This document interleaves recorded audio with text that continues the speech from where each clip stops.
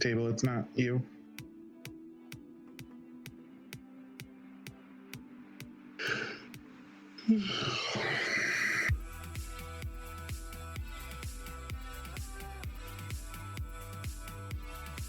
He's a very friendly boy.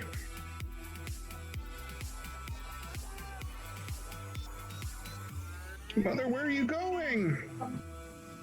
Mother! Mother, I'm right here. Yes, Mother. No, Mother. I'll come if you call May. Yap, yap.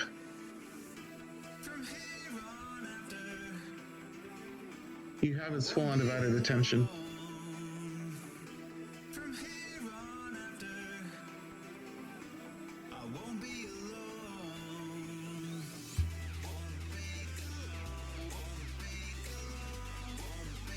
Does that make you miss my hand, Jess?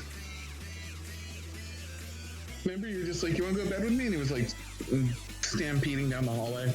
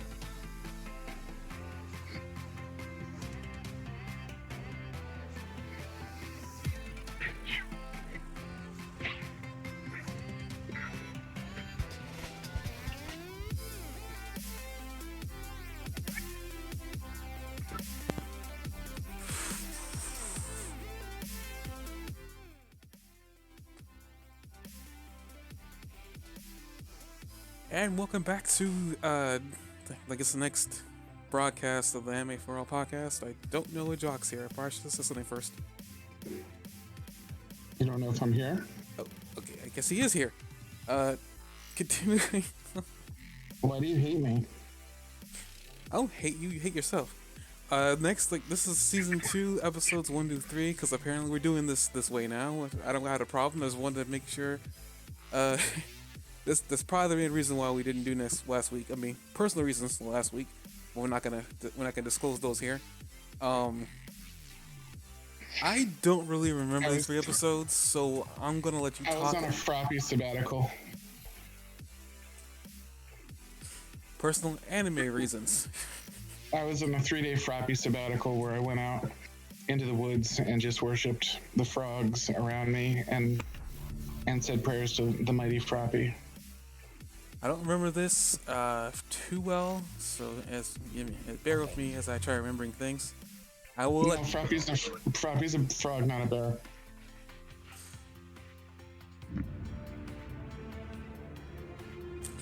with the end of last season, I guess the biggest thing that happened is I ignore him, and he knows I'm ignoring him. As I think the big thing that last season was the journey towards the egg hatching, and then the egg hatching. Now I'm starting to say it. I'm starting to remember things now. But I guess we can start reviewing episode by episode here. In the first episode, first it opens up like as you would, new content. We see apparently May on her horse traveling through what looks like be a molten rocky area, and she's looking around essentially. If you're probably wondering how I'm recalling all this stuff, don't ask. It was actually an extremely well orchestrated fight scene for him. I mean, for things animation. got really. I think the budget finally went up, like I had predicted last season. Yeah. Essentially, the budget was gonna go up. I mean, it's still sort of a low budget animation. Like, it gets better, but like the orchestration, like the person that put together how that was going to go down, did a really good job given the slight limitations of how things went. I think I even mentioned we were going to see Sunfire Elves, which is what these are. I mean, they don't say it outright, but these are Sunfire Elves. Granted, there is something that happens after she fights. They don't say it outright, but like they're a completely different color template, and they're using what we've been introduced to swords like that being the Sunfire Fire blades. No, but their blades weren't glowing like the princess, who I assume that's who it is. I think that's a woman. I'm gonna say it's definitely somebody of high esteem in the elf colony. I don't know who or what this person is, or this person is, this creature, but I have a feeling, considering that this person was actually on par with May, almost like a little bit more stronger than she is, manages to force her away. Which I want to bring up something. Last season, and they might have forgotten about this. I mean, they do this a lot in animation, period. They say something and they forget that you said it.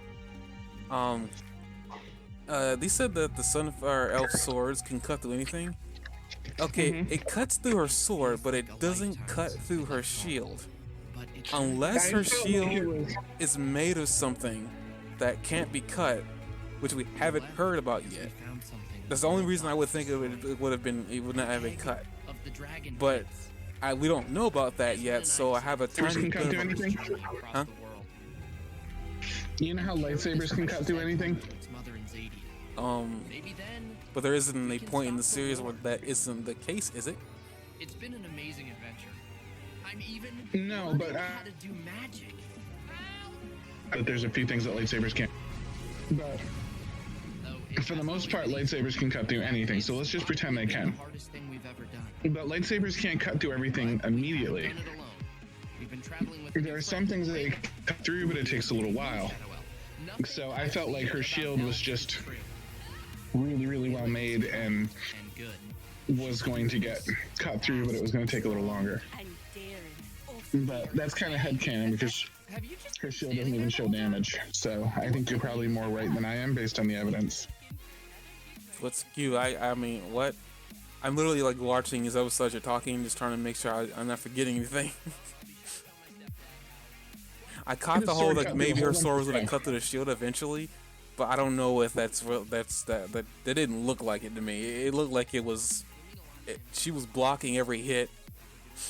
She was blocking every hit that sword was coming. The only thing that didn't block a hit was her sword. And according to, granted, like I said before, I don't. Maybe there's something we don't know about yet. Well, actually, I noticed something we don't know about yet. But like, as far as I can tell, that Raina said that it cuts to anything. Now, my whole idea was that maybe her shield's made of something we don't know yet, that's able to block Sunfire L You know what? hits. You're right. It doesn't. It holds up really long. And you see some sparks flying off, but it doesn't actually take damage. So you're right. As far as the evidence shows, that thing is immune to the sword. That's really interesting. I mean, I have a small problem with that, but I mean, I guess since we're only in season 2, in episode 1 at this point, that maybe her shield made has something we don't know about yet. That's the only thing I would think. It's the only thing is that maybe her shield can't be cut. Which we know there's a lot to that character. Obviously, she's a freaking sister of the queen that died. So there's obviously a lot, even backstory with her we don't even know about yet. But I will say that that entire like fight that she had with that person was very. Clearly they were the same level in terms of skill. Maybe the Sunfire Elf a little bit higher, considering that they're older. But clearly, like, she ran away though because she definitely was not able to fight that fight that elf. Do you think she was outmatched or outgunned? Well, okay, I'm gonna go with the how outgunned thing because I'm pretty sure she was not expecting to fight somebody with a something that could cut just about anything and cut her blade of all things. So I'm pretty sure she was caught off guard, which is kind of why she probably ran away in the first place. But yeah, because she had the advantage for a second, she didn't push it. So that made me wonder if she was outmatched or outgunned. Like I was just like, I want to say that the elf was on par with her. Now, whether that elf has more skill than she does, I don't know because we don't know who that elf is. Considering that not only that an elf survived that skirmish, we're gonna see that elf again.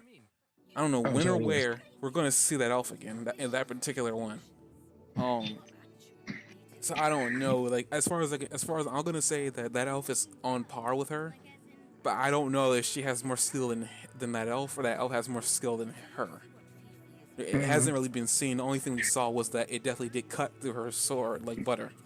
There was no contest. But and clearly, like I guess, and from the looks of it too, no other elf had that blade. So maybe the Sunfire Forge blades go to people of importance.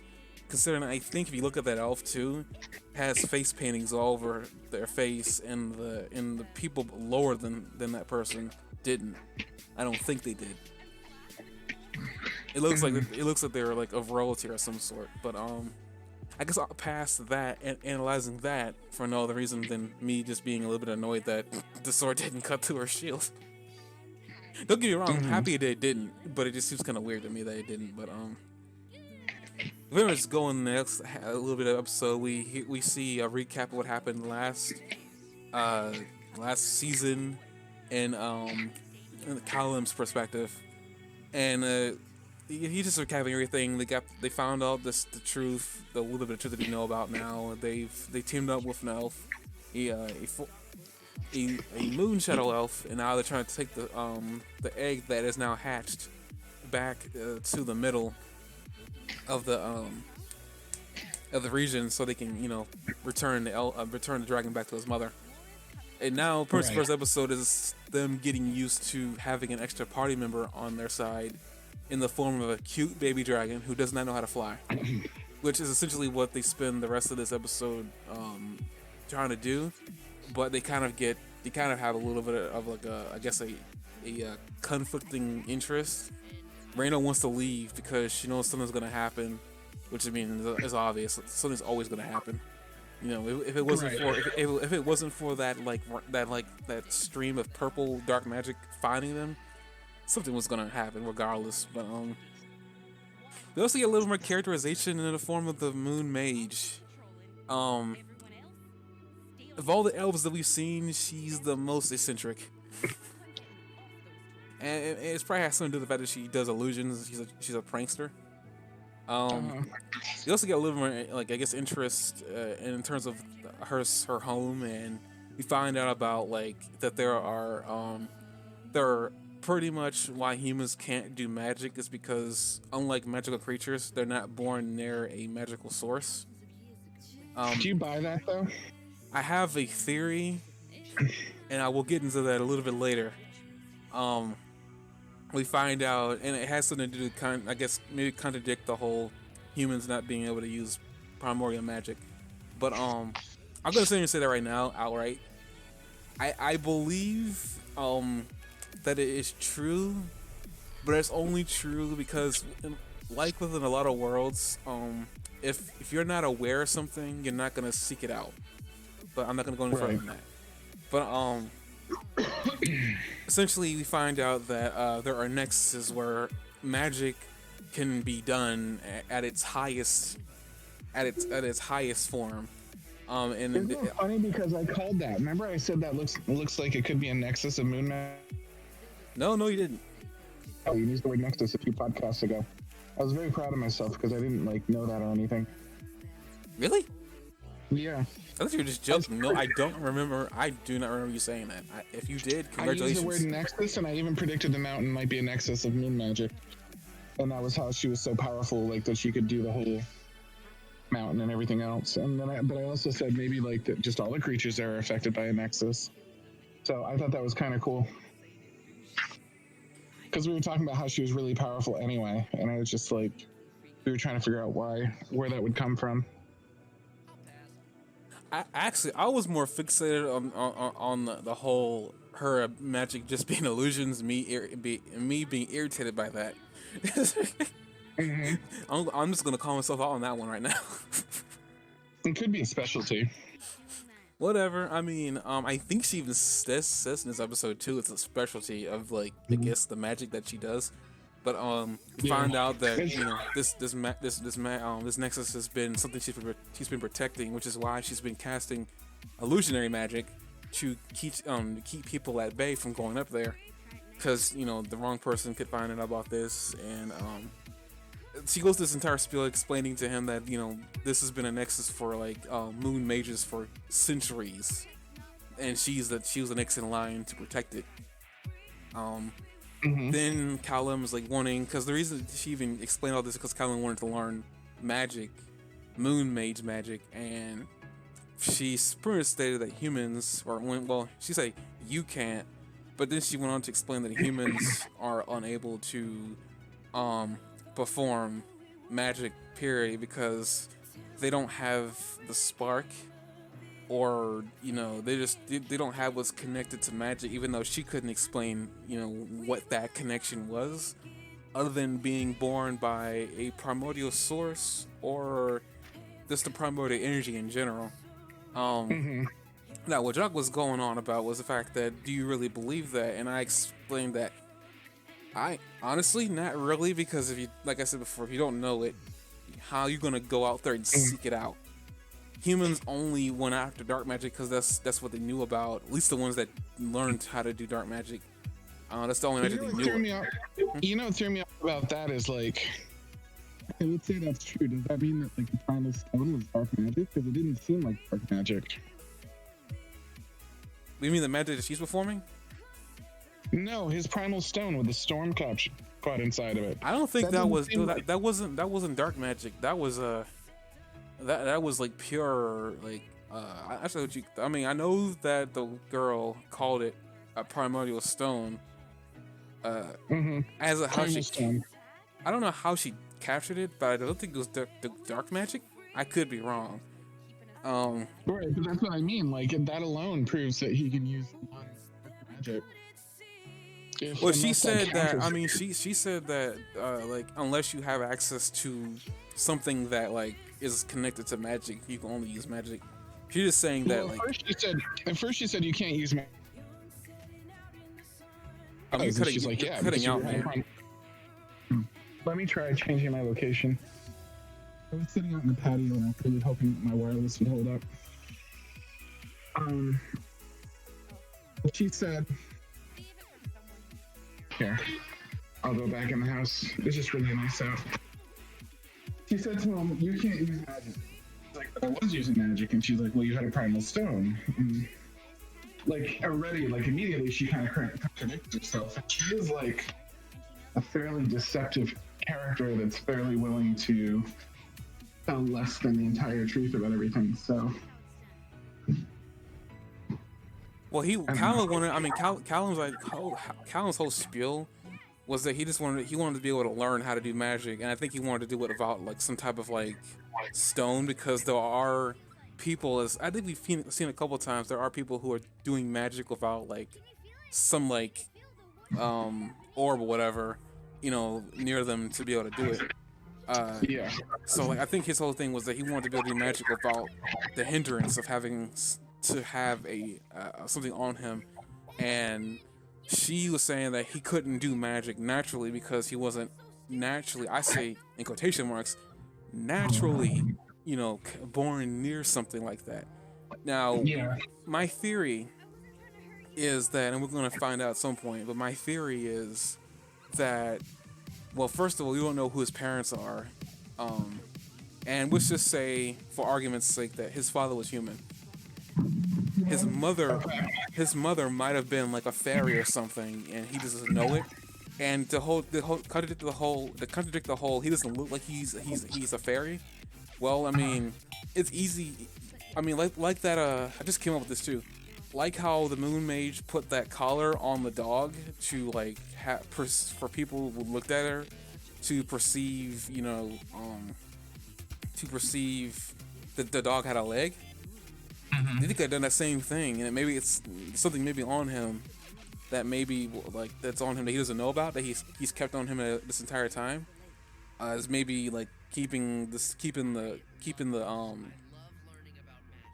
image that he is human. And like another thing too is like, the Moon Mage is very deceptive. Maybe on top of that, she's not very good at giving advice, or she's not good at giving straightforward advice. It's possible that maybe she knows something that she's not letting on, and anytime he's pushing the subject, she's trying to push him away from it. Yeah. But my theory is that he might be part fairy, because they haven't stated that, like, and by fairy I mean a magical creature. But like that's my whole theory, is that maybe like he's got some connection to magic, and maybe even not maybe he's fully human, but maybe he is connected to magic. Like maybe he has a connection to magic, because I mean she definitely did say that he needs to be born near a nexus or something like that, right? She didn't say that you had to be a magical creature born next to it.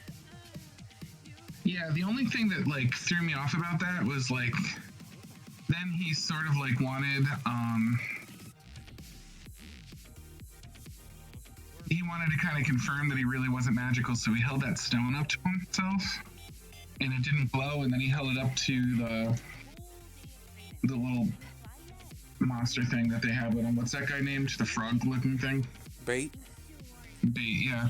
Then they held it up to Bait, and it glowed for Bait. So like that made me wonder. I was like, oh, I guess. Well, he didn't really hold up. But here's the thing, though. Each side of that cube has like a symbol on it. He didn't hold up every single side to himself. So it's quite simple that maybe he just doesn't know if he is connected to magic, which side he's connected to. And on top of that, maybe he's connected to a piece of magic that they don't know about yet. I mean, like in the Avatar series, like in the Avatar series, they discover all types of like blood bending. I mean, they discover all types of bending that they didn't know about. I think it's more likely that if he has human blood, maybe it's locked it, and he needs to unleash his connection, like that his connection hasn't been realized yet, or something like that. I mean, whatever. Like, I mean, my whole theory is that if he is himself to get it, you know what I mean? He doesn't know whatever connection he does have, he doesn't know what connection he has. And my whole theory is that he either is part magical creature, or he's number two. Granted, I mean, the whole magical creature thing is too easy to use, so knowing them, they probably won't use that connection. Or maybe he's a descendant of a magical creature, like a direct descendant. Maybe that's another thing too. Maybe he's human, but he's a direct descendant of a magical creature. So he could be a descendant of that mage that started this entire thing. But because that guy was using magic. Granted, well, I think was he just using dark magic or was he using all kinds of magic? Mm-hmm. I don't remember what he was doing, but I know he has some connection that we don't know about because they specifically stated that to him to discourage him.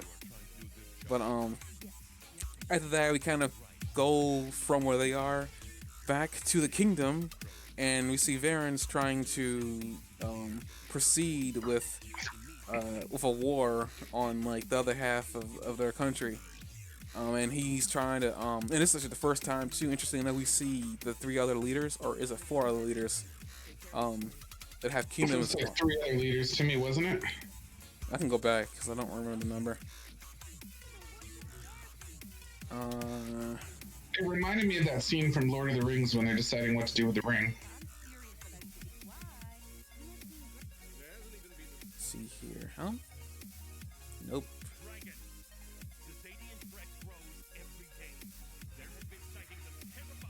How many? 1, 2, 3, 4 extra leaders. 3 guys and 1 woman. Well, actually, no. Wait a minute. That's 3 leaders. Never mind. That's his wife. Sorry, the woman's his wife. So 3 other leaders, and pretty much there. Varen's trying to get confirmation to go to war with with the magical creatures on the other side of the barrier. Apparently, that's also who's trying to get through that wall that they brought up last season. Which is weird, because, like, I'm actually kind of weirded out by that they brought that up. I figured that they were going to get to that by the end of season 1, but nope, they didn't bring it up after they brought it up one time. Mm-hmm. They pretty much fight back on it, saying that they can't, like, he can't order a war to be started unless he was the king, and his wife is like, which surprising. It's really quite surprising how much his wife is trying to. She's just so. She's been trying to prevent him from usurping the throne ever since episode 3 or whatever it was when the king died. Like, she's been trying so hard to prevent him from taking over the throne. I knew we didn't talk about the last season because it wasn't that big of a deal. But they keep showing her, and she keeps talking about finding the sons. Right. At this point, I think we gotta talk about her now. But I like her a little bit more now, because it's like so far she isn't giving in. She's pretty strong-willed. I'm actually kind of interested because you said, I think last time we were reviewing this, that the women of this series are intriguing because we don't know much about them. Yeah. I'm actually hoping she has like on the sidelines so far, except for a couple. I actually hope that she has a connection to like the king's sister. Maybe nothing's been stated, and she doesn't look like it. She could have some connection.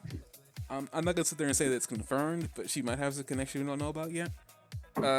Which is which makes her a little bit more strong-willed than most. But I'm saying this is like the first time I've ever watched anything where a woman isn't sitting in the background saying nothing. Yeah. I have expected her to slap him at some point. I actually can't wait to see that if it happens.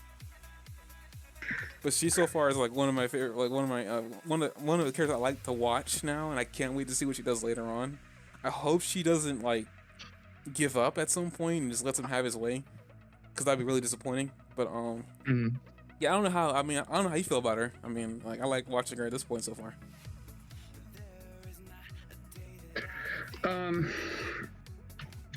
I like her pretty well. I don't think the whole thing like connected with me the way it's connected with you. Like, I think you picked up on a lot more about her than I think I did when I watched it. I assumed that she was a leader, to be honest with you. And now that you're pointing it out, I'm like, oh yeah. But I mean, she might be a leader. I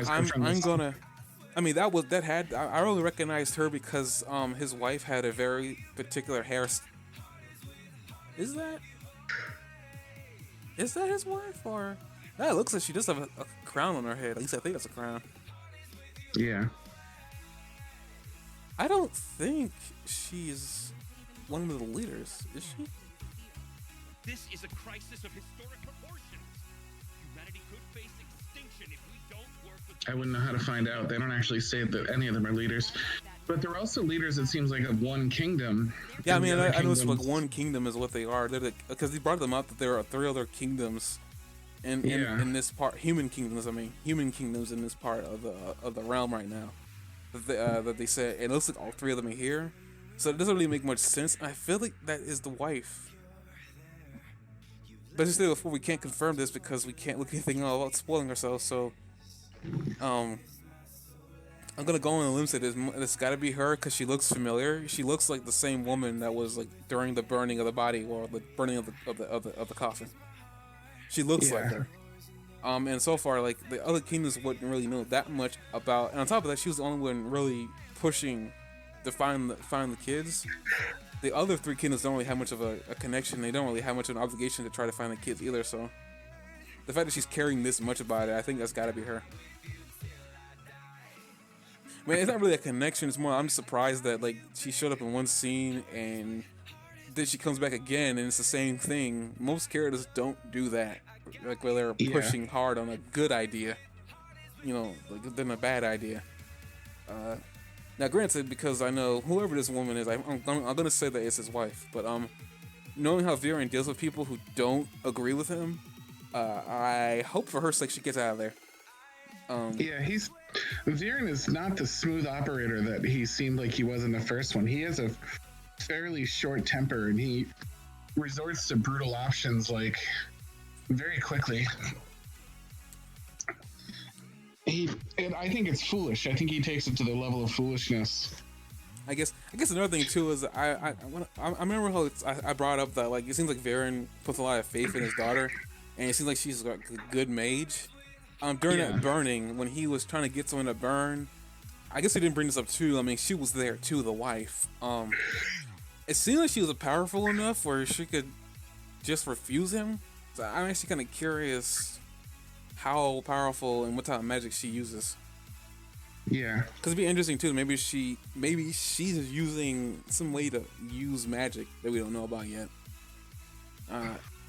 I can't say for sure if that's the case or not, considering we've only seen humans use dark magic up to this point. Well, except for Callum, who's using that Pomeranian stone to do other types of magic. But yeah, like that was like a whole thing. I only want to bring it up because she's shown up a couple times now, and I didn't really bother to bring her up because she didn't seem that important at first, and she probably isn't really all that important either. Anyway, go back to the kids and then the illusionary mage, and she's like feeding them worms that's disguised as like pancakes and stuff like that. I thought it was pretty funny that they were actually eating.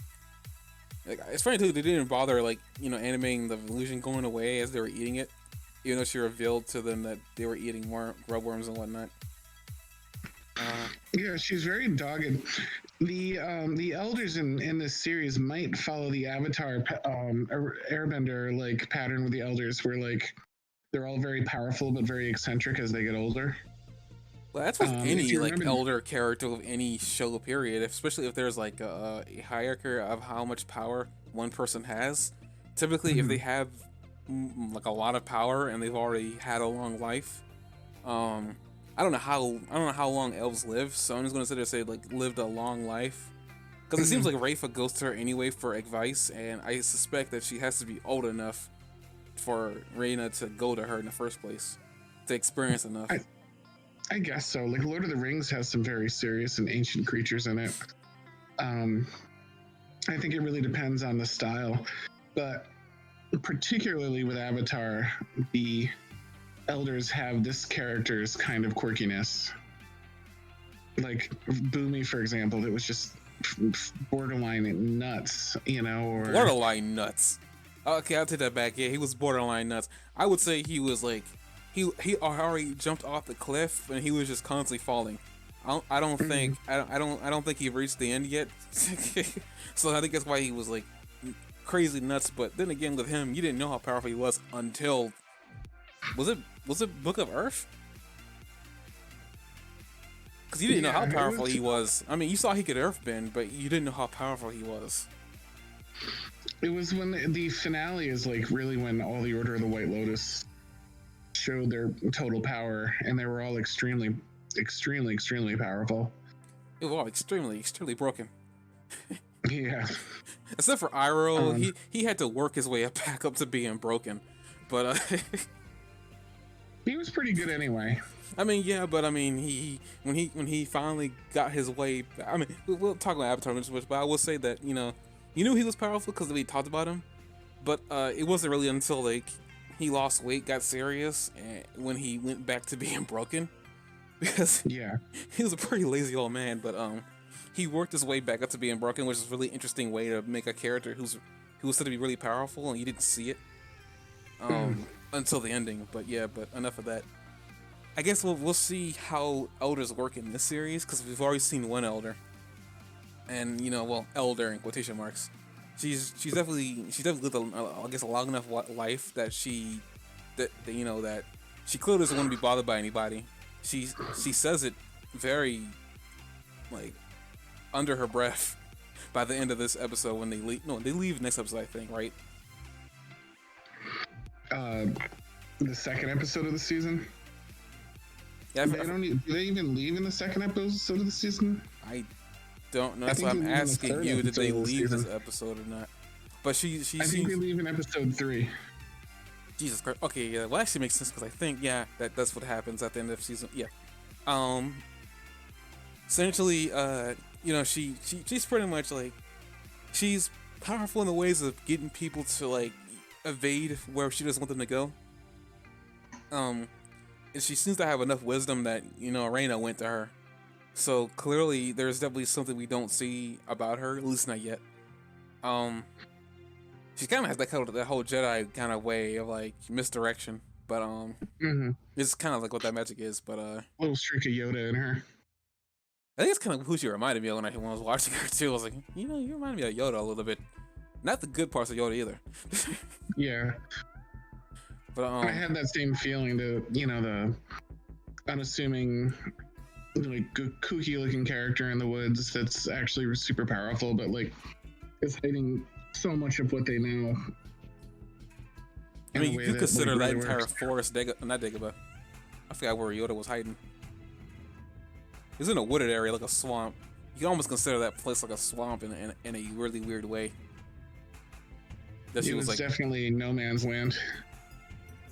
But she was keeping people from up there. But I guess as we move backwards from that point, we come back to Varen, and because they make a big deal about having the King Seal or Royalty Seal on any type of Inquisition to make a move, Varen does the obvious thing, which is goes back to your whole that he's very impulsive. I think that's where you were looking for. He's very impulsive and decides to go. He's foolhardy. He lets his temper rule him too much. Like, it was a really dumb idea to take the female soldier's best friend, translator, the second in command, and just strap him into like a dungeon and like let him see everything he was up to and doing, like with that elf and everything. Like, now he can't let that guy go. Like, the guy knows way too much now.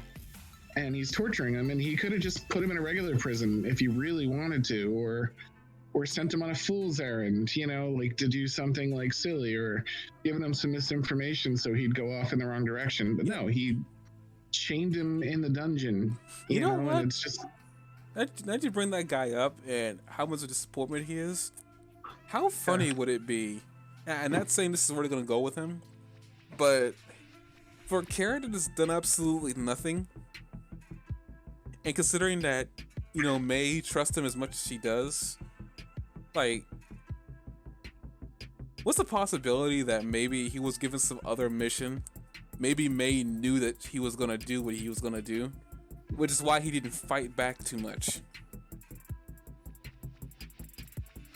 You know how you said that whole unassuming thing? He's not old, by the way, but it's like, there are characters who are kind of like young looking who seem to be newbies, but for a reason, like, they're just hiding this unimaginable amount of talent or whatever. They've done that quite a few times in certain shows. I don't know if they did that in Avatar. I don't think they did that in Avatar, did they?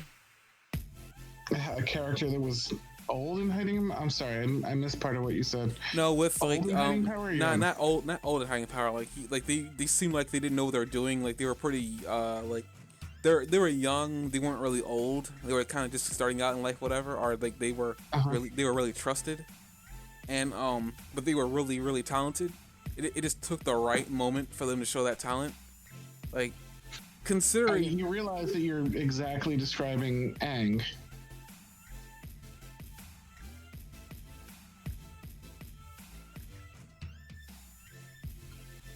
I don't really. I mean, I can't fight this, but at the same time, I don't want to compare this guy to Aang. I'd rather compare like the young prince to Aang than compare this guy. I'm just hoping that maybe considering, because you said before that he's done a lot of stupid things around this guy, but my whole issue is that he was the trusted right hand man to Mei, and she trusts him unconditionally, and as we know, as you are translating those hand signs that she was giving off like last season, there were some hidden meanings in a lot of those things. But my whole thing is that she trusts him so much, and he seems so incompetent that I can't imagine he's really that incompetent. I mean, he could be. Don't get me wrong, he could just be that incompetent. But it seems kind of weird considering that we've already seen what Mei's capable of in a I guess a hampered state. Like she's still capable of fighting you back regardless, even if her sword gets taken out of her hand. Yeah. It just depends on what you're hitting her with that makes her to have the decision to run away. So my whole thing is I'm hoping maybe I'm probably off base here, and I will accept that. You know, if he doesn't do anything except die by the end of this season. But it seems kind of weird that he's been here so long, and he's seen as much as he's seen. He also seems not be that concerned about being hung on the wall, by the way. You know, he doesn't seem to be crying, distraught, like threatening Viren that he's going to tell Mei everything that, you know, he's seen. So I don't... Which doesn't make any sense. What? That he's not concerned. Yeah, it's just like... Well, I mean, Viren's not concerned that he's doing everything in front of his man? Well, he's not really especially worried that he's hanging there either. Yeah, I don't know. It's like I said before, like I tossed him aside because, you know, he disappointed me because I was expecting this really cool character who was beside Mei, who by the way is already shown to be really cool. It's like I literally, but I'm thinking about this now, and you're bringing up the whole like Iroh and then all these elders, and I'm like, I've seen in other shows that I watched where they have these happy-go-lucky characters, and it's like for a reason it just takes the right moment for them to really show like, don't mess with that guy, because if you do, you're gonna be screwed. Don't take his lunch. Like I would like to see if that maybe that's the type of character he is don't take his lunch. But I don't know. Like he doesn't seem to be that concerned he's hanging. He almost has that same Boomy thing where it's like Boomy didn't care where he was. Is that he was waiting for the right moment. He was a very patient old man for how eccentric he was. Well, in Avatar, the power of waiting for the right moment was like a theme throughout the entire series. I mean, if you really went through the entire series of Avatar and you looked at it, the old men are a really good example, like Boomy and Iroh waiting for the right moment to act. But you also see it just with attacks and counterattacks, like the waiting for the moment where the sun gets blocked out to attack, or waiting for the sun where the Sozin comet goes through for the right moment. There's a huge theme of waiting, of not doing anything until the time is right throughout the entire series. I guess I just know this guy.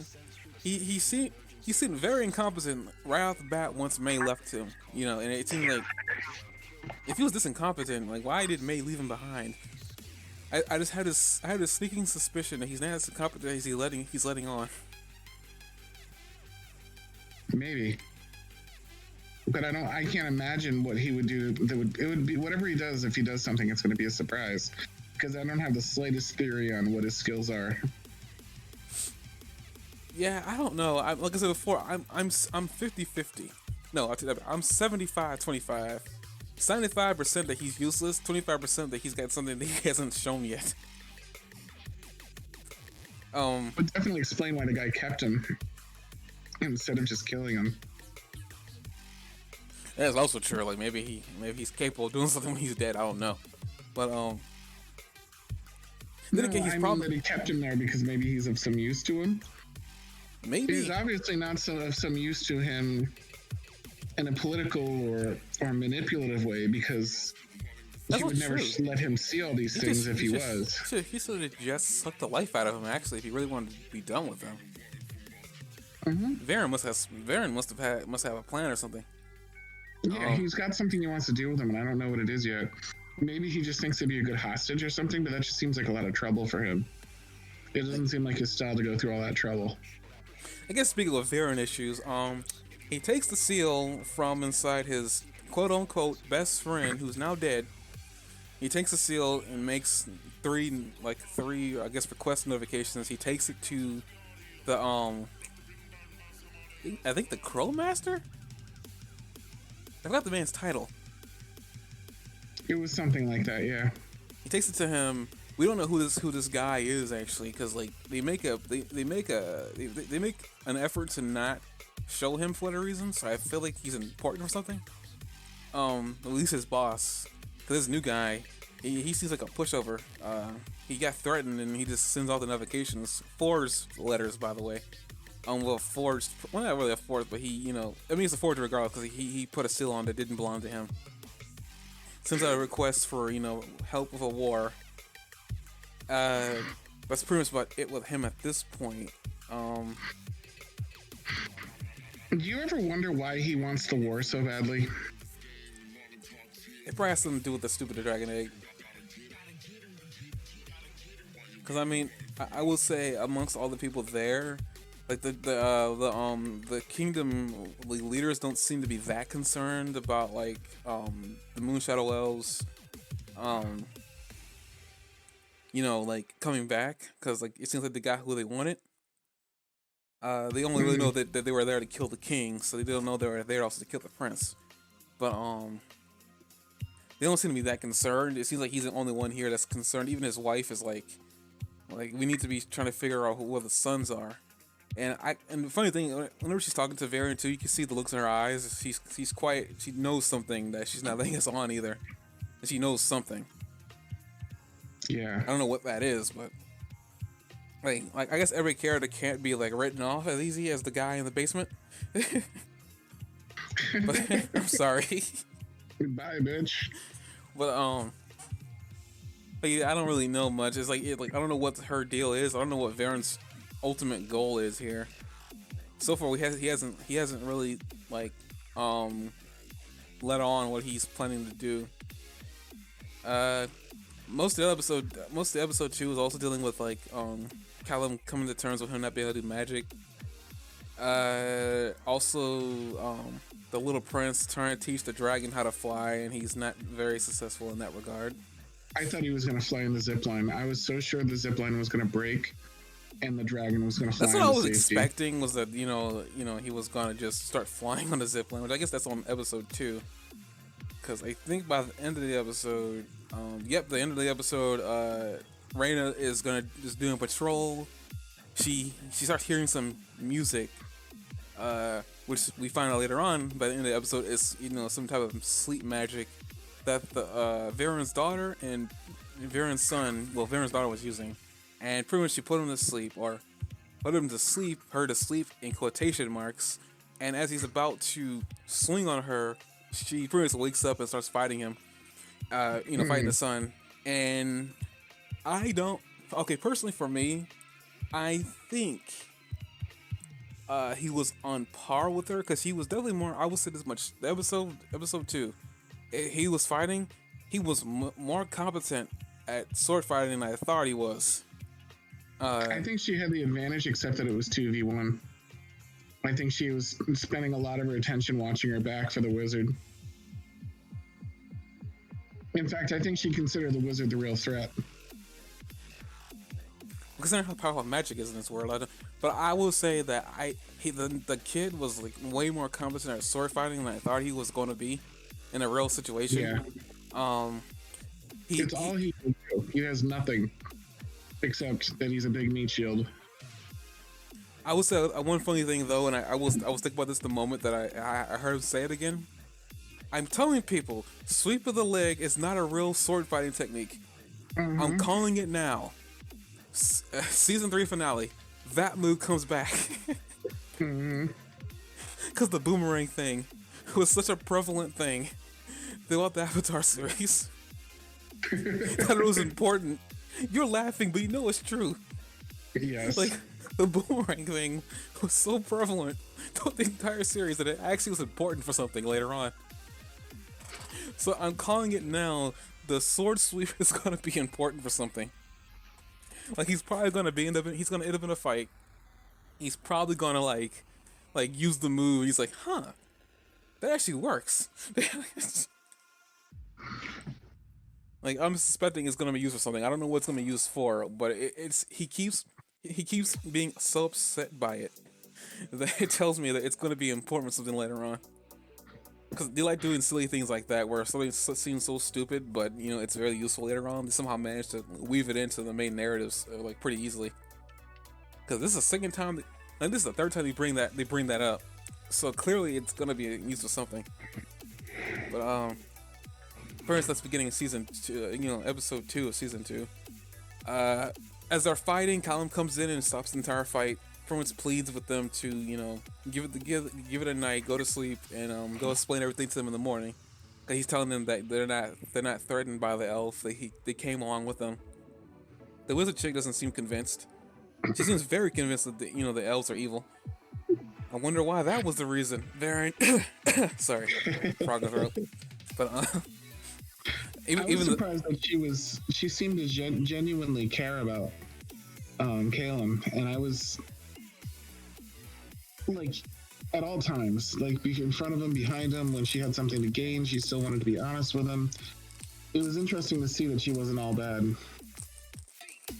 I don't think the son's all that bad either. I will say, like, I'm granted, there's only been small scenes with him, like, when it comes to the whole accident thing. I will admit, though, he was very willing to put that little prince in an accident situation on the slip line. So that's docked, like, 20 points for me from him right now. He was willing to put him in an accident. But, he seems to have a conscience. I will give him that. He seems to have a conscience. He's upset. He didn't want to kill the elf while she was asleep. Like, he has a little bit of honor going on, a little bit of decency. So it surprised me that because the black magic is so evil and so willing to do horrible things. It's just interesting to see how much she genuinely cared about Callum, I will say, I guess we could talk about episode 2 and 3 in tandem, because it's one continuous story. Yeah. In episode 3, when like Callum's bringing up that humans can't do magic, and she's like, "No, yes we can." Like, no, I mean like good magic, and she's like, she explains that essentially like I guess in a really weird, twisted sort of way. It's very weird to me. I don't know how I feel about her. I like her brother more than I like her a little bit, mainly because of her twisted sense of right and wrong. But the only thing that really like makes it hard for me to decide how I feel about her is she's generally a nice person, and the magic she uses is complete opposite of her personality. It kind of makes a really weird character. Like she will willingly suck the life of a butterfly to use magic, but she won't use a human. I think is her line, but it's like she's willing to. She's like, her whole idea is the fact that we weren't born with magic, so like we had to do anything we can to use magic. We're at a disadvantage. So if I had to suck the life out of something, that's not what she said, but I mean that's kind of what she said, and not in so many words. So you have to suck the life out of something that has magic, then that's fair. That's like survival of the fittest. Like it seems like she believes in the whole like evolutionary theory, or like survival of the fittest. Like if something Like only the fit will survive, and she seems very happy with that mindset. And part of it seems like it's based on the assumption that the elves are as evil as they think they are. I guess I don't Because know. I don't know this she's part like, of that. she's like, we need to survive as a race, and this is the only way we can keep up with those horrible elves. You know, that would presumably destroy us otherwise. I feel like that's written into like what she's doing, because if you see what she's doing, like, I don't know, she just seems like that's part of it, like that she really hates elves because I don't know. I know I'm not making a lot of sense here. She, it's just based on what she's been saying to him about the magic. Like, she was talking about it like that was her motivation. Like, this is it, you know. But that's what I'm talking about. Like for me, her character is it's so gray. Yeah, like, I don't. And it's so like dual. Like she's got like two different sides to her at all times, kind of. Yeah, like I guess it's not a problem. It's intriguing. It makes her interesting of a character. But at the same time, I don't know how I feel about her because like she has two extremes of this world. That's the best way to put it. She's the two extremes. You know, values life, but also, you know, like kill like she'll willingly take that life to save her own. She's a contradiction, and the best way I can explain this too with how she is, and there's a character like almost like her in another anime that I'm watching called Fairy Tail. For a lot of people who watch this show, if you don't want to hear this, leave immediately because you're gonna get spoiled on something that you probably don't know about yet. This is the main villain of the series. The main villain of the series is called Zeref. He this world is magic. Ironically, this entire world's like a magic-based world. So ironically, this is a very good parallel. I wasn't even thinking about that until now. But he pretty much a long time ago when he was a little kid. He lived in a world like full of dragons and all kinds of special things. Pretty much he was the oldest. He had a younger brother called Natsu, I think is what his name was. I think that was his previous name, but he had a younger brother called Natsu. Something happened and dragons attacked his village, killing his mother, his father, and also his little brother. Natsu, by the way, is the main character of the series, by the way. But he ends up killing all of them. He ends up finding his way to some like monastery, I guess, where he's practicing magic. He ends up discovering this type of magic that could like bring back the dead. But this is so taboo that the elders tell him to stop doing this. You know, and they tell this is going to only bring disaster. It's not going to bring about what you want. It's not going to really bring back these people. If they're dead, they need to stay dead. And not in so many words, you know, like you can't bring back the dead. That's a selfish thing to want. But he doesn't heed their warning. You know, he keeps researching the magic. He keeps doing it over and over again as people are telling him to.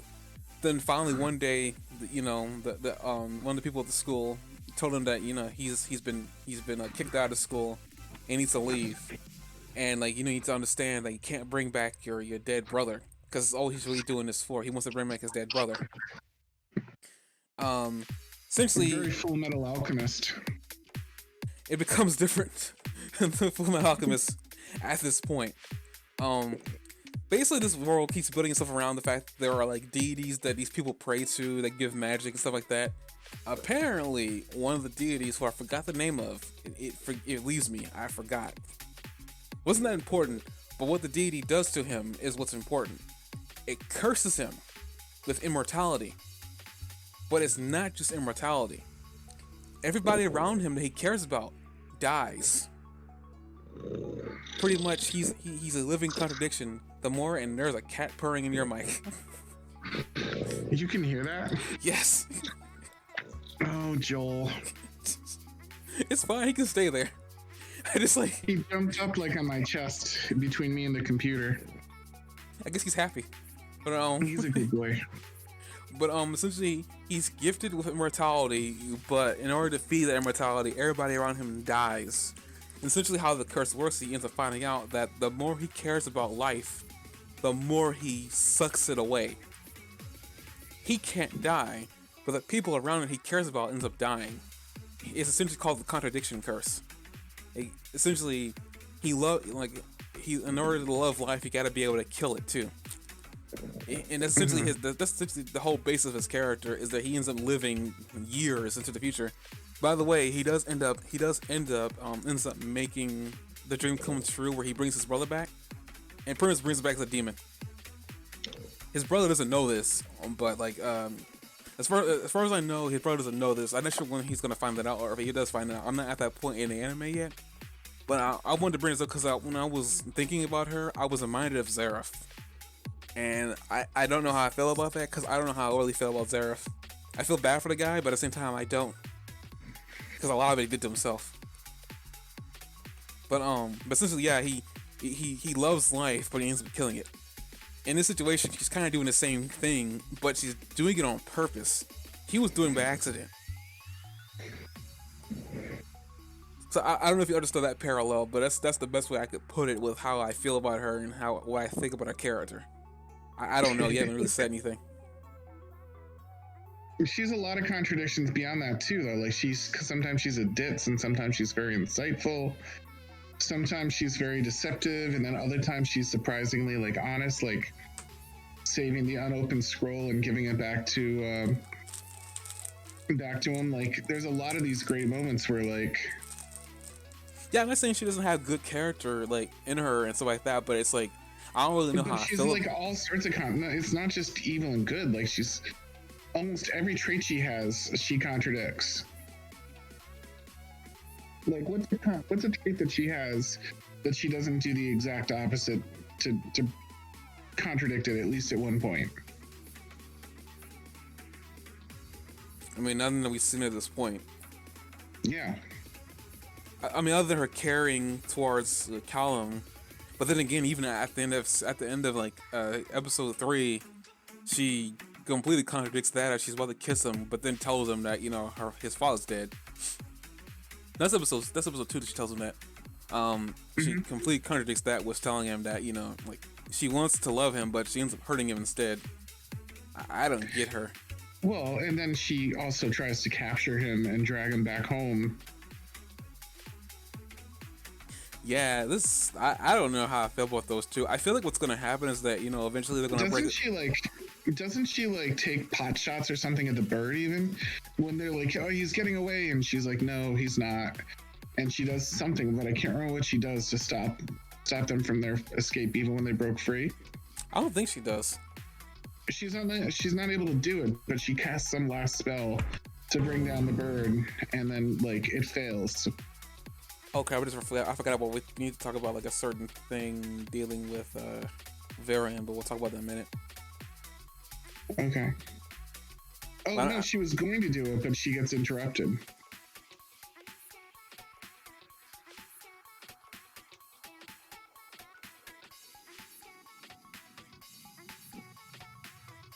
Oh yeah, that very weird serpent thing that she launches at them. Yeah. That turns into that's chains. the octopus arm there. That's the octopus arm. Never mind. It's so weird. It's like, and she even looks like, and I guess another thing too, she might have just understood how weird she is when Colin looks back at her when they're flying away, and it's like, he's like looking at her so weird, and it's like, I guess she doesn't like that look. I guess it kind of brings to the whole thing, like she must have feelings for Colin, which by the way, I wonder how old she is compared to him, because I think he's like 13. Like, how old is she? I don't even know. I would guess like at least 17. There is some serious age gap there, but we're not going to talk about that. Yeah, Claudia is at least 3 years older. But and then Soren's like 20. Really? I don't know for sure, but I mean, based on his appearance and his build, broad shoulders, like full muscle. The condescending way he acts towards Full Callum. Metal Alchemist. Sorry, when you said full body, I had to do that. Oh my gosh. I'm sorry. If you ever watch Brotherhood, you'll understand what that's from, but I'm sorry. I apologize, I really do, but I had to. It just ran to my mind. It's like I had to do it. I have to do it before this moment leaves me. Before this moment leaves, I'll never get a chance to do it again in my life. But I'll be happy to know that my cat's butt is up against my chin now. But at least he's not purring in the mic. Oh, you better hope that he doesn't fart in your face, because cats This do. cat farts a lot. Oh, dude. This cat farts more than any cat I've ever had. Jeez. Any two cats combined. Okay, but yeah, she tries to get control of the bird, but then lo and behold, a character I forgot about. The guy who first tried to attack them in the woods before when Reina was fighting, when she had that band in her arm, saves them. That guy is weird. I almost hope, I don't think it's gonna happen, but I almost hope that he joins them on their journey. Because like I think he's about to get dragged home and taken prisoner personally, but man, I mean, I know it's not gonna maybe not. happen, but I would like it to. I'm pretty sure what's gonna happen is that May's probably gonna join them on a journey, or she's gonna be some type of like person that goes ahead of them and secures cities and whatnot, so they have places to stay. Yeah. This might be what her role is. She might be like an Uncle Iroh, just traveling ahead of them. But we definitely, I will say this much: I don't know how you feel about the girl and the wolf, because by the end of season 3, episode 3, she's gone. So Claudia's more like a Zuko so far than an Iroh, but that's just me. no, not Claudia. I'm talking about May going ahead of them, in like Uncle Iroh and whatnot. Oh, I see. Yeah. She got a little bit of like, I guess, caring. She seems to care about them enough that she's willing to do anything for them. Yeah. And considering the prince is also a prince, it makes a little sense. Auntie May, Uncle Iroh. That's actually very ironic. Did you do it on purpose? Oh god, they did it on purpose. But yeah, they get away and they realize that they can't trust Soren and Claudia, which is a very sad moment. I know for Callum, because he really, you could definitely see that it hurt him to like see that that they were two-faced. It didn't help either that Reina was already distrusting of them to begin with. That's gonna be one thing I think is gonna come back to bite Reina in the butt, is that now it's gonna probably, I can see right now that Callum's probably not gonna trust anybody. He's probably gonna be even less trusting of Reina probably in the future, especially after knowing that I don't know if Claudia told him that Reina knew that the king was dead. Considering that the way he was talking to her, I don't think, if he did know, he didn't care. Also saying that he kind of already suspected, he just didn't think it was true. He didn't want it to be true. So it's like, I feel like this is gonna change the already changing character of Callum. Because I'll say this much, he is not the same as he was when he first was in season 1. He definitely has changed a little bit. So I don't know what that's gonna do, especially since he's not told his brother that his father's dead. That's gonna be an interesting bombshell when that drops. Yeah, but it was interesting that he got to see what the elf woman's conflict about telling him was. It was interesting how like he was like not necessarily disappointed in her for hiding something, but he was like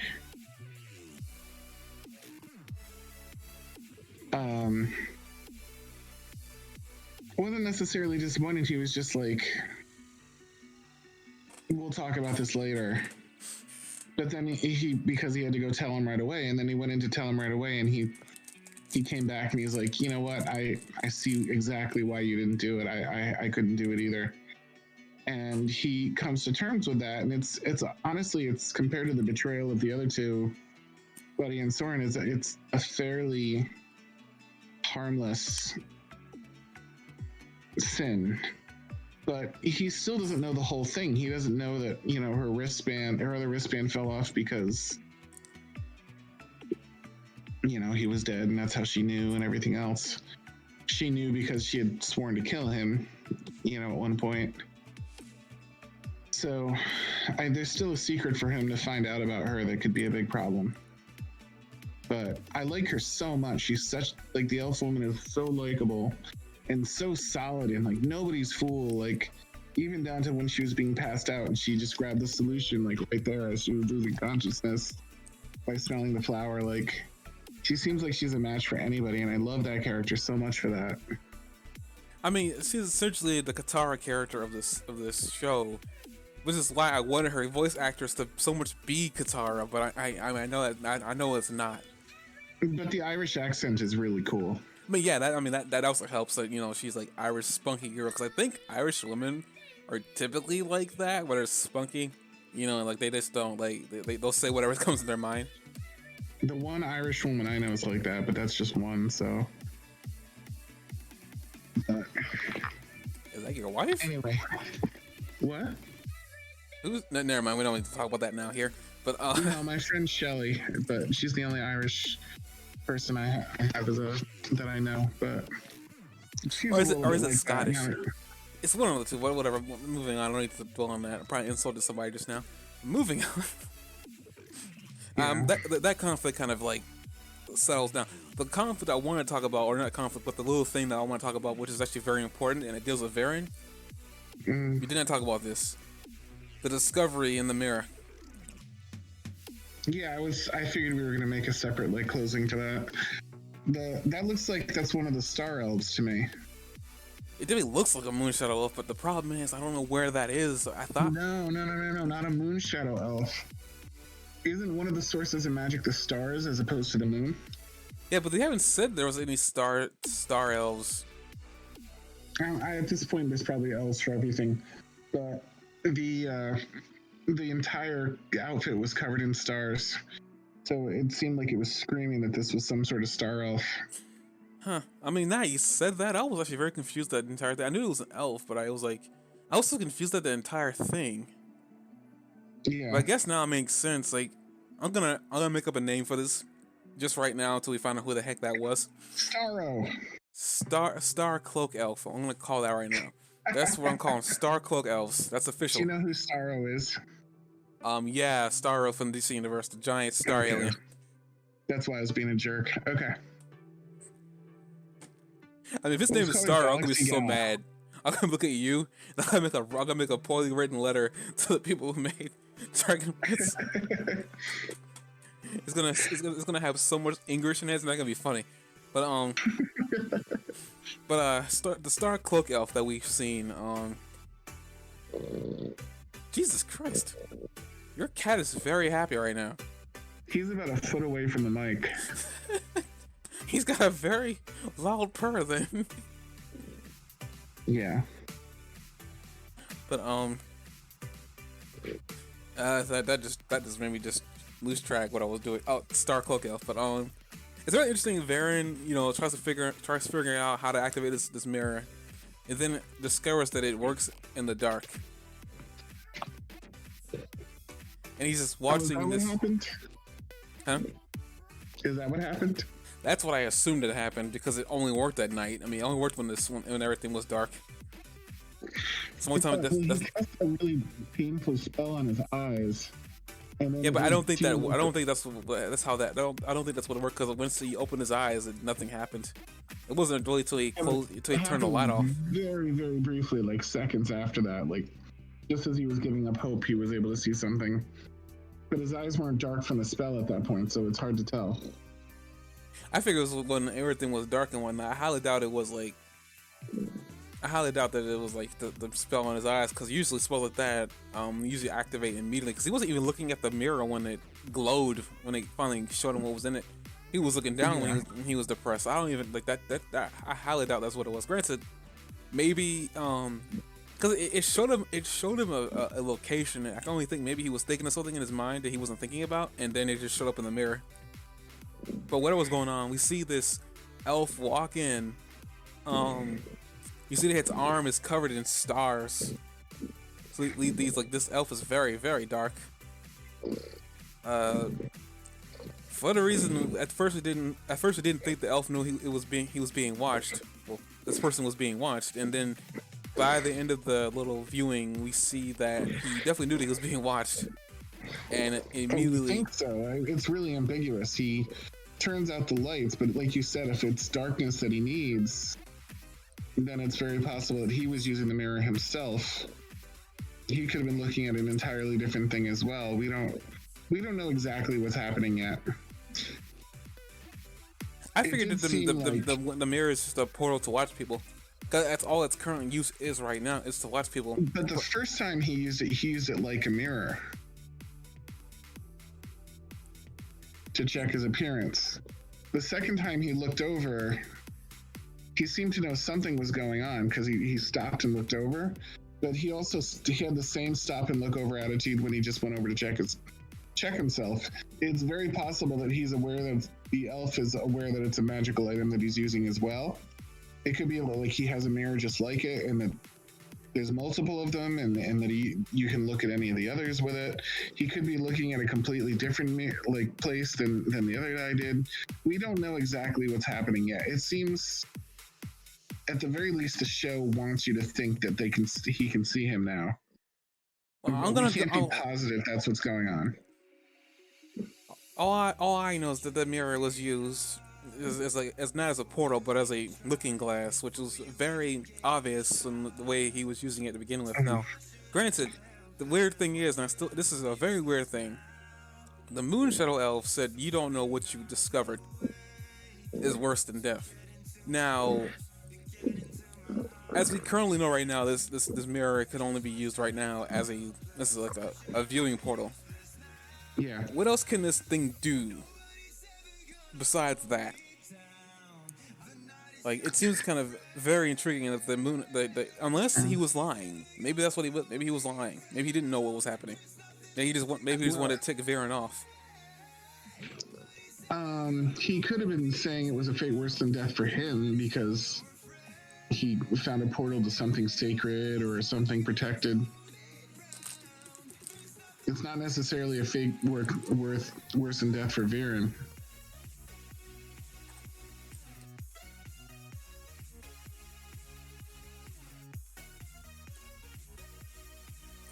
Sorry, eating a cookie right now. That's all right. Jeez, the cat is loud. Joel, I moved it away from him, but he's purring really loudly. Yeah, I mean, if you don't worry about it, man. I'm just pointing it out. Yeah. But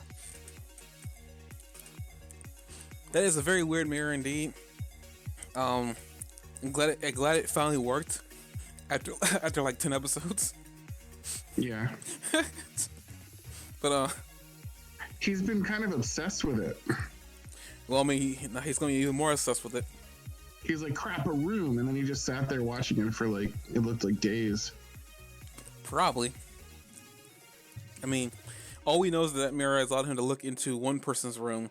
My immediate assumption is that if you have a mirror anywhere in that world, like if you're in a close enough proximity to that, like things like I guess radio antenna, he could probably look at you in that mirror, and he's probably gonna try testing that out next time we see him. Yeah. Like that's my immediate assumption.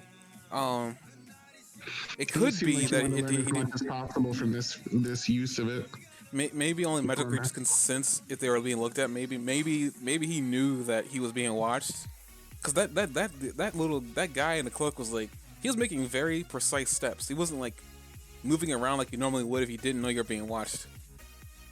Because like he was very that elf was very particular about what he was doing in that room whenever he walked in. Yeah. And he walked in too many times in one day for that to be normal. I could be wrong. He walked in twice before that. He walked in once, looked at a book, checked his appearance, and left. He walked in the second time, looked at a book, and then the third time is when he like went up to the mirror. I know, but that's still too many times, like in particular for that one room. I understand it might be a If you're library. a wizard, you probably use the library all the time if you're a wizard. It's still to me really weird. He seems like every single step he took was like on purpose. Now, I'm not saying you won't walk on purpose when you're walking around normally, but it seems like, to me, it seems too convenient that, like, why would you cover the mirror the third time? It doesn't make any sense.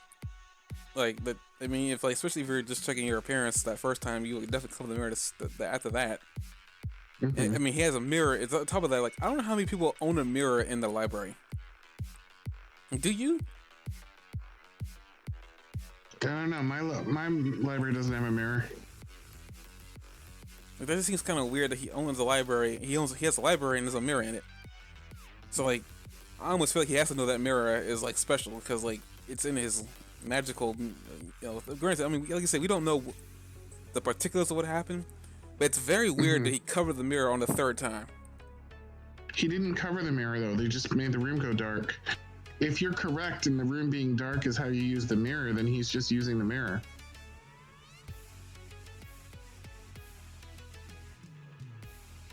I thought he looked like he covered it. Maybe he did make the room go dark. I mean, whatever happened, it's really weird, suspicious. I know Varen's gonna be all over this thing, like. Well, he knew he didn't cover it because he touches the mirror with his hand at the end of it.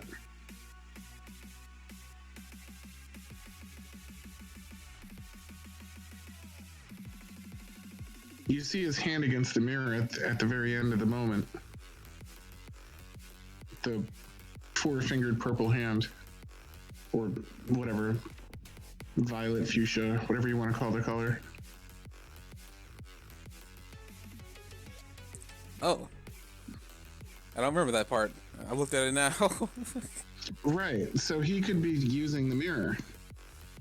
I mean, that makes sense why he couldn't. Like, it's not possible to use the mirror in that room. But it's very weird. Like what truly activated it? I wonder. Could it have been thought? But then that kind of brings the question: like, if it takes a thought at looking into the mirror to find out where you want to look. Like, I wonder if like, has he been there before? He was definitely looking. He was definitely looking at it like he knew the place. Now I'm thinking about it. Could be just the last place that the mirror was set to work for before the Dragon King died. Could have been the last thing the Dragon King looked at before he died, using the mirror. Guess that's true. I mean, we got another elf type creature. I'm glad you said that it had to be a different type of elf because like I wasn't thinking about that when I saw the arm. Jesus, I was not thinking about that. The stars everywhere just made it like really obvious to me. Should actually, originally I thought maybe it was the Moon Shadow Elf that was in there. Yeah, but Moon Shadow Elves don't wear clothes like that so far. They're both dark, I'll give you that, but they look different.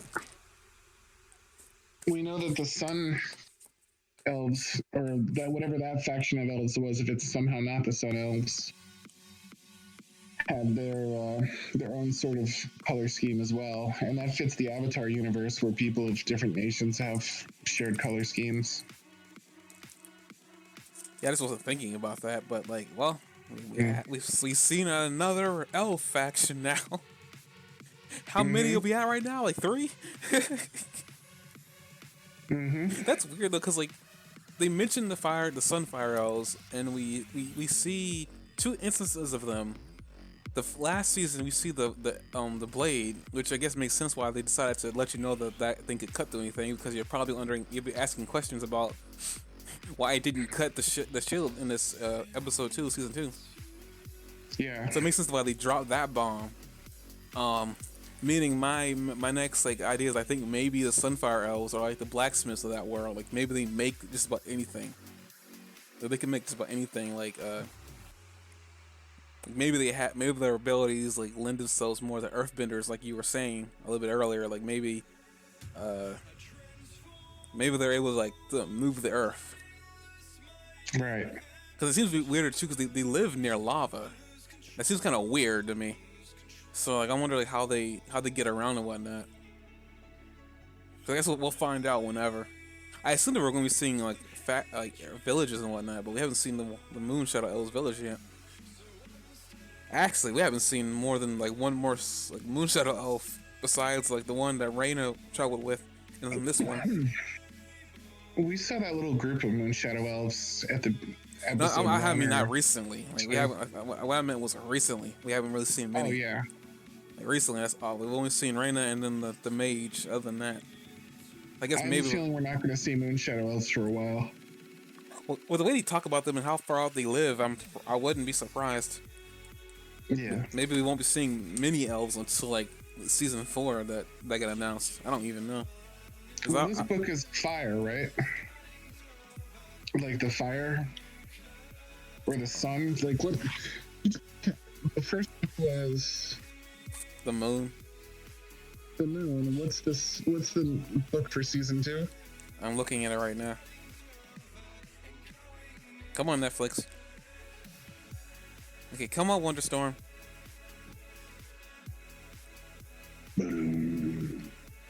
Yeah, that noise.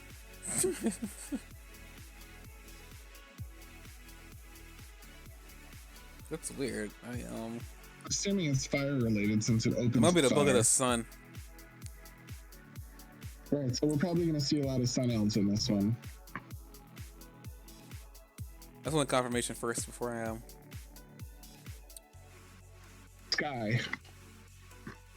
Huh. So neither. Not the stars or the sun.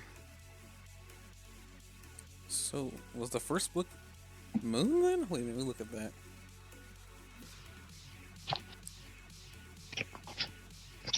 Now I'm curious if the... Yeah, like if book 1 was moon, and book 2 is sky, then that's probably gonna be the type of magic that's prevalent here.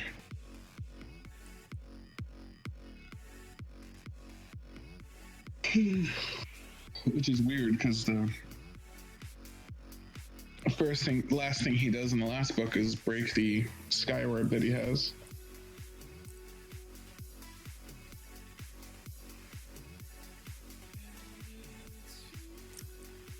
Oh, wait a minute, that's still in the book. I'm still in the sky book. Or maybe the Dragon King's element is sky, I don't know. Well, I mean, there was a thunderstorm orb. It was a thunderstorm inside that orb is what he had.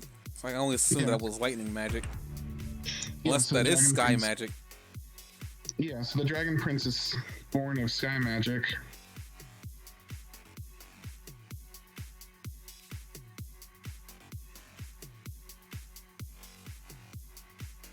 Wait a minute, sorry, this is taking so long. I just want to cover that it is the moon book that we were in last time.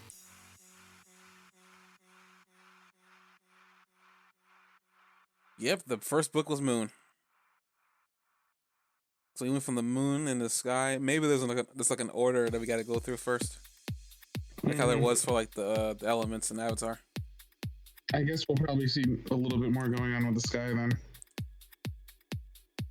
Oh, I mean, whatever it was, right now right now all we really know now is that Vern figured out how to use them. Well, accidentally figured out how to use the mirror. And now he's got to figure out what activated it first, and then how to use it. We now know that Callum and everybody in the gang is now flying on the bird of the Sage Woman's. So I suspect we're probably going to begin episode 3 with them on the ground and the bird long gone. I guess speaking of things before it ends off here, within comparisons, you know how Appa was jealous of Momo when Momo got introduced to the group? You see that same comparison with the little bait and then the Sky Dragon? Now that you mention it. I was thinking about that so hard. I was like, wow, they're really just panning the whole like Avatar thing. I don't know how I feel about that. I'm hoping that at some point, with as many similarities that this show has with Avatar, I hope at some point they break apart and this thing becomes its own show. Because don't get me wrong, I like the comparisons, but I think maybe they need to break apart. They're still good friends though. You see them curl up together in bed and stuff together. Yeah, I mean, after he found a way to calm him down, but it was just pretty funny that he was jealous of the dragon. I was like, wow, this reminds me of Appa and Momo. But then again, I think Appa and Momo got along really fast, actually. Because after a point, Appa and Momo were inseparable. Like half the time Momo was around, when Appa was around, like Momo would just be laying on the back of Appa. Like, this is my life now. Because like Appa did way more than Momo did. I mean, granted, Appa was their mode of transportation, but still, he did a lot more than Momo did. Yeah. But yeah, that's about it. We don't know what's gonna happen next time, but guess with that we can end it off here. We'll come back next time with episodes 4, 5, and 6. Oh boy, it's gonna be a lot to watch. But oh well. The show's wrapping up. Jessie can't wait. She's like, you need to do the thing. You need to do your podcast tonight so we can watch more episodes. She's like, I've gone a whole week without him and I can't. I don't want to wait. Can't she just watch them by herself and you just like not be around her when she's watching them? No, she wants to watch them with me. Oh, okay. But yeah, we got episodes 4, 5, and 6 to look at, and let's see where this journey takes us forward with these heroes of ours. And it was definitely a really shocking beginning of season 2. Yeah. Are with you that- going to when you post our podcast? Are you going to put the guest star or the guest host on the list? No, I haven't actually been doing that. Our guest host is Bull. That's the name of the cat. I mean, I could put with more cat. And Now with 20% more cat. I could do that. I have to remind myself when I go and pull this onto YouTube. But I could definitely say Anime4All podcast now with 20% more Ollie. What's his name again? Joel. Joel. 20% more Joel. Did you know that my cats have middle names? No, I did not. And the podcast doesn't care. See you guys next time.